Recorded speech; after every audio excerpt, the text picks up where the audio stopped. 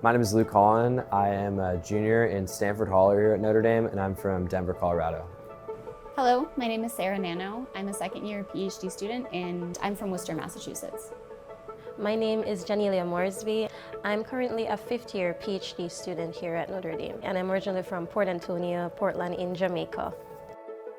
I wanted to get involved in cancer research to see where my passion lied in medicine and also understand the scientific approach for how diagnoses and prognoses are made better in the lab.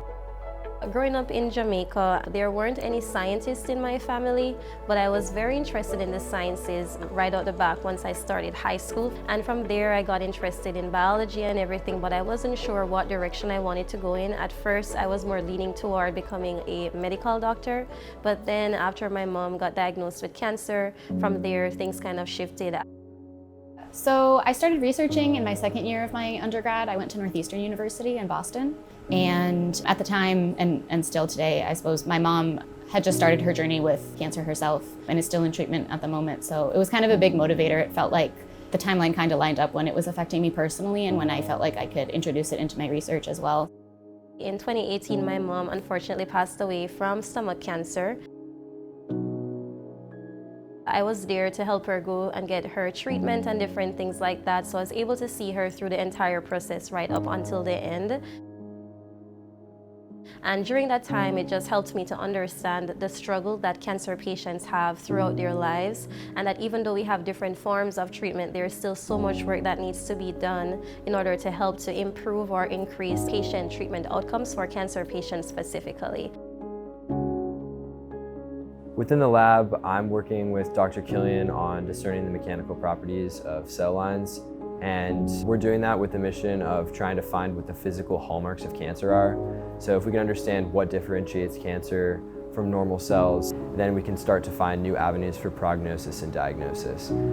So my work is focused on breast cancer metastasis to bone. Bone is one of the most common sites for metastasis in breast cancer, so our lab is trying to figure out why that is. So we're just trying to uncover what it is about the bone microenvironment that breast cancer is attracted to. And if we can figure out more about why breast cancer heads in that direction, maybe we can figure out a way to stop it. So in Dr. Bradley Smith's lab, I am a biochemist, and I work on monitoring hypoxia development in different cancerous tumors. Essentially, we know that sometimes when tumors become chemo-resistant, it could be as a result of hypoxia. So hypoxia is essentially when a tumor has these low oxygen level areas, and those regions are chemo-resistant. And what we're trying to do is essentially help to identify those specific regions of tumors using near-infrared dyes.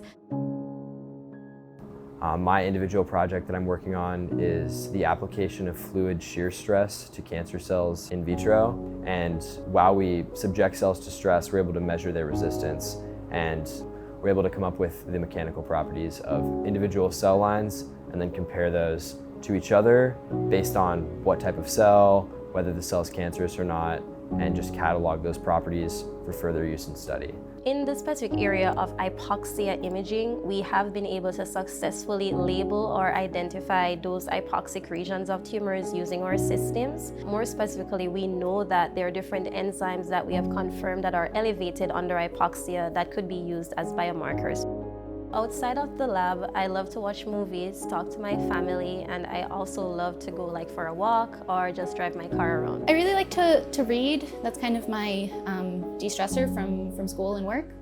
I play guitar and I sing, and I'm a pretty avid songwriter, so I like to play little shows and things like Acoustic Cafe here on campus.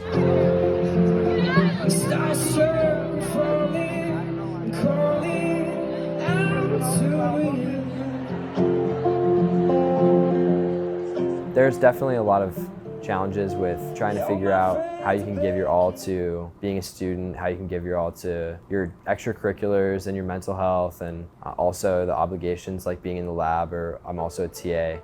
So just splitting my time well. I think it comes down to investing everything I can every week in what I do. While we do know that chemotherapy is very effective in treating different forms of cancer, there are different unanswered questions that still remain out there. Research is important because it gives people hope. It's like a lighthouse that you can hold on to and know that it's not going to be that way forever.